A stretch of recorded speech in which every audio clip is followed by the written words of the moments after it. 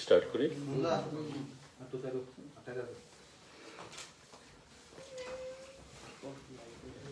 আজকে আমাদের খুবই সংক্ষিপ্ত ক্যাবিনেট মিটিং ছিল। সাংবাদিক বন্ধুরা, আপনাদেরকে অবগত করতে চাইছি আজকের সিদ্ধান্ত সমূহ নিয়ে।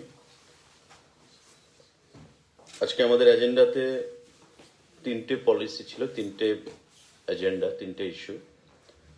তার মধ্যে পিডব্লিউডি দপ্তর 11খানা vacant post of office superintendent group B non gazetted under PWD, সেটা ভ্যাকেন্ট পোস্ট দীর্ঘদিন ধরে সেটা খালি ছিল, সেটা পূরণ করার সিদ্ধান্ত নিয়েছে। এবং এই ক্ষেত্রে যে অফিস সুপারিনটেন্ডেন্ট যে পোস্ট 11খানা পোস্ট, তা 100% post will be filled up by promotion. মানে বর্তমান যারা কর্মীরা রয়েছে তাদের মধ্য থেকে প্রমোশনের মাধ্যমেই এই 11খানা পোস্ট ফিল্ড আপ করা হবে। এটা দীর্ঘদিন ধরে সেখানে পিডব্লিউডি দপ্তরে এই পোস্টগুলো খালি ছিল, এতে করে প্রশাসনিক কাজকর্মে জটিলতা তৈরি হচ্ছিল। তো আজকে ক্যাবিনেট মঞ্জুরি দিয়েছে যে এই 11খানা পোস্ট প্রমোশনের মাধ্যমে সেগুলোকে পূরণ করা।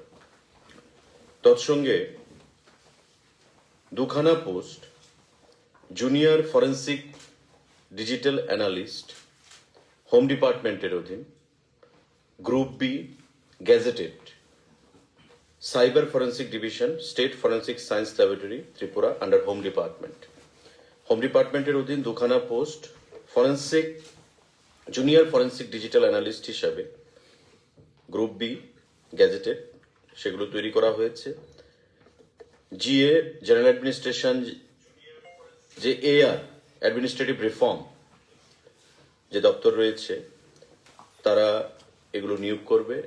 পরবর্তী সময় আর কি হবে সেটা ঠিক করবে এবং হোম ডিপার্টমেন্ট তার রিক্রুটমেন্ট করবে। অর্থাৎ আমাদের এই জুনিয়র ফরেন্সিক ডিজিটাল যে অ্যানালিস্ট সেটা হোম ডিপার্টমেন্টের অধীন, এবং আমাদের বিভিন্ন কাজকর্মে গতি আনার জন্যে এই পোস্ট দুটো তৈরি করা হয়েছে। বিশেষ করে যে cyber forensic division in state forensic science, সেখানে অনেকগুলো পেন্ডিং কেস রয়েছে, সেই কেসগুলোতে কাজে আরো গতি আনার জন্য এই দুটো পোস্ট তৈরি করা হয়েছে। এটা গ্যাজেটেড র্যাঙ্ক।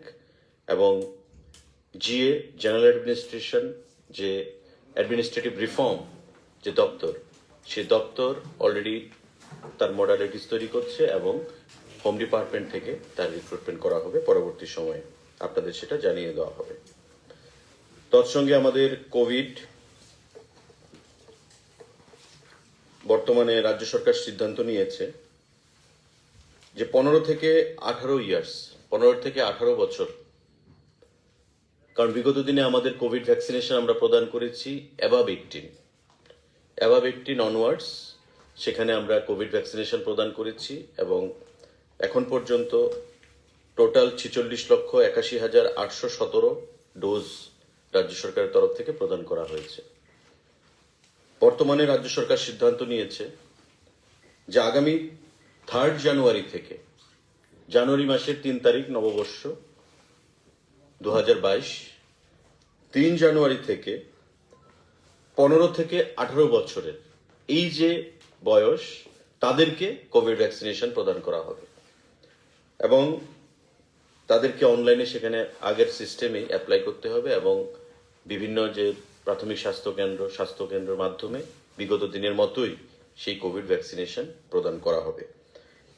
রাজ্যের স্বাস্থ্য দপ্তর থেকে যে বুলেটিন প্রদান করা হয়েছে তাতে দেখা গেছে যে পশ্চিম জেলায় 0.75%, সিপাহীজলায় 0.15%, খোয়াই 0%, গুমতি 0.29%, সাউথ 0.31%, ধলাইতে 0.34%, ঊনকোটি 0%, নর্থ 0.04%, সর্বসাকুল্যে রাজ্যে কোভিডের যে গ্রাফ সেটা হচ্ছে 0.37%।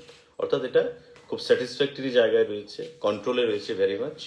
আর ওমিক্রনের কোনো সংক্রমণের খবর নেই ত্রিপুরা রাজ্যে বর্তমান সময় পর্যন্ত, রাজ্য স্বাস্থ্য দপ্তর থেকে পরিষ্কারভাবে সেটা বলা হয়েছে। এবং আগামী 3 তারিখ থেকে 15 থেকে 18 বছরের যে বয়সসীমা তার কোভিড ভ্যাকসিনেশন শুরু করা হবে এবং সবাইকে আহ্বান জানানো হচ্ছে যেন এই ভ্যাকসিনেশন গ্রহণের জন্য তারা বিভিন্নভাবে যাদের আগের যে সিস্টেম ছিল অনলাইনের মাধ্যমে, আধার কার্ডের মাধ্যমে, সেগুলো নিয়ম মেনে সেগুলো যেন অ্যাপ্লাই করে এবং স্বাস্থ্যকেন্দ্রগুলিতে গিয়ে যেন কোভিড ভ্যাকসিন তারা গ্রহণ করে। এই ছোট আমাদের ক্যাবিনেট মিটিং ছিল আজকে, 2-3টে সিদ্ধান্ত আমাদের ছিল, সেগুলো আপনাদের অবগত করার জন্য আজকে এই সাংবাদিক বৈঠক। উপস্থিত হওয়ার জন্য প্রত্যেককে আমরা ধন্যবাদ জানাচ্ছি। কারোর যদি কোনো প্রশ্ন থাকে প্লিজ ফিল ফ্রি। 15 থেকে 18 বছরের মধ্যে 1% কত হতে পারে? এটা যখন রেজিস্ট্রেশন হবে তখন বোঝা যাবে, কারণ আমাদের কাছে যখন শুরু হয়েছিল বয়স্কদের ক্ষেত্রে অ্যাবাভ 18 যখন আমরা শুরু করেছিলাম তখনও আমাদের কাছে ডাটাটা ঠিক ছিল না, ফিগারটা ঠিক ছিল না। পরবর্তী সময় আমরা যেটা বললাম যে এখন পর্যন্ত প্রায় আমাদের 46,81,817 ফার্স্ট এবং সেকেন্ড ডোজ মিলে আমরা প্রদান করেছি, যার মধ্যে ফার্স্ট ডোজ অ্যাডমিনিস্ট্রার্ড হয়েছে 25,67,233, আর সেকেন্ড ডোজ যেটা দেওয়া হয়েছে সেটা হচ্ছে 21,14,584। সর্বসাকুল্যে 46,81,817। তো এটা যখন রেজিস্ট্রেশন শুরু হবে তো অটোমেটিক্যালি তার নাম্বারটা আমরা জানতে পারবো। অ্যাকর্ডিংলি ভ্যাকসিনের যে স্টক রয়েছে আমাদের রাজ্যে 6,64,390, 6,64,390 এই হচ্ছে ভ্যাকসিনেশনের আমাদের স্টক রয়েছে। তো কোনো অসুবিধা হবে না, যদি প্রয়োজন লাগে ভ্যাকসিনেশন সেটা আরো আনা যাবে গভর্নমেন্ট অফ ইন্ডিয়া থেকে। এখন পর্যন্ত যা স্টক রয়েছে তাতে আমরা স্যাটিসফাইড যে আমাদের এই 15 থেকে 18 বছরের যে এজ গ্রুপ তাদেরকে আমরা সঠিকভাবে ভ্যাকসিনেশন প্রদান করতে পারবো।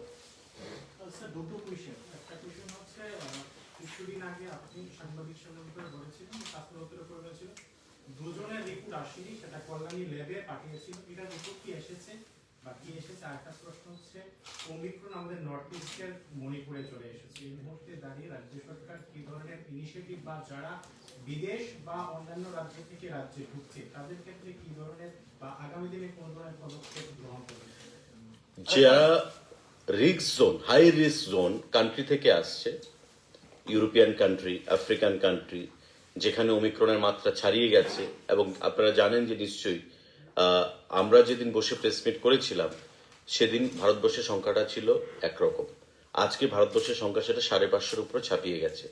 তো সেই জায়গায় দাঁড়িয়ে এখন পর্যন্ত ত্রিপুরা রাজ্যে বাইরে থেকে হাই রিস্ক জোন এমন কান্ট্রি থেকে কোনো পেশেন্ট ওমিক্রনের আসেনি।